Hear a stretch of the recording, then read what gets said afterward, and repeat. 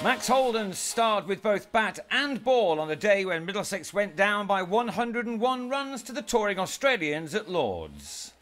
Batting first after winning the toss, the Aussies opened up with a stand of 31 in 3.5 overs, Darcy Short with a very early 6. Short was going after the bowling but fell for 18, brilliantly held by Nathan Souter at mid-wicket off Tom Barber. The reaction of the batsman tells the story.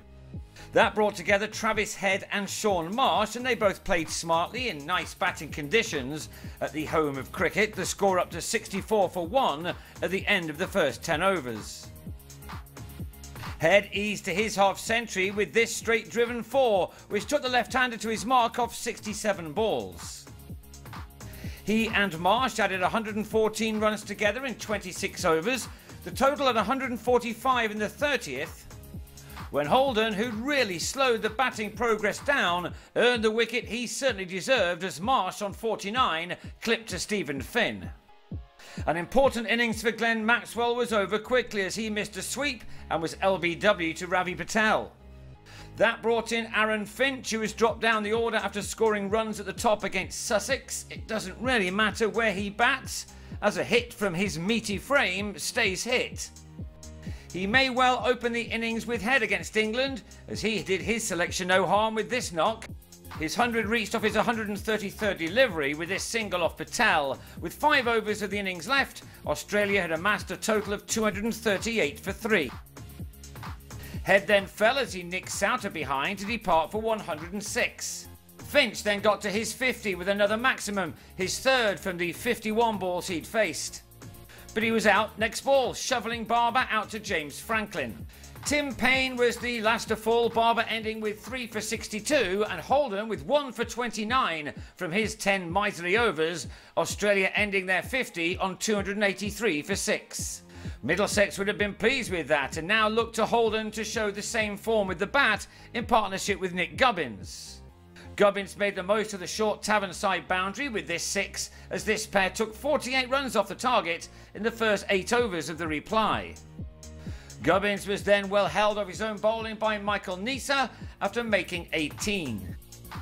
Spinner Ashton Agar had success in his first over as Stevie Eskenazi swept to Jai Richardson. Billy Stanlake showed his pace by flattening George Scott's middle stump, leaving it to Hilton Cartwright to join Holden to try to recover the situation from 60 for 3. Holden can certainly be immensely proud of his day. Just 20 years old and playing in only his 5th List A match, he added a 52-ball half-century to his excellent bowling figures. He certainly took his rare opportunity to push for a regular spot in Middlesex colours. A former England under-19s captain, Holden went out on loan to Northamptonshire last year, and on this evidence he'll soon be prospering with his home county. He added 61 runs in a dozen overs for the 4th wicket with Cartwright, who dragged a short ball from short out to Head in the deep after making 31. And from there Middlesex slid, Holden's fine knock ending on 71 when he was tucked up by Stanlake and offered Marsh a simple catch.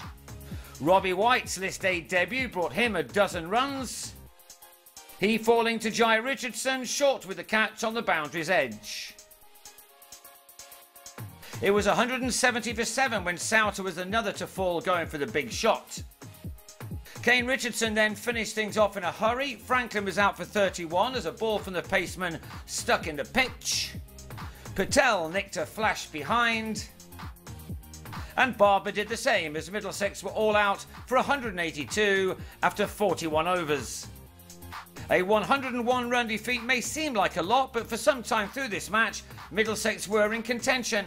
While Australia will now know more as to who to pick against England, Middlesex will have learned a bit about their young hopefuls.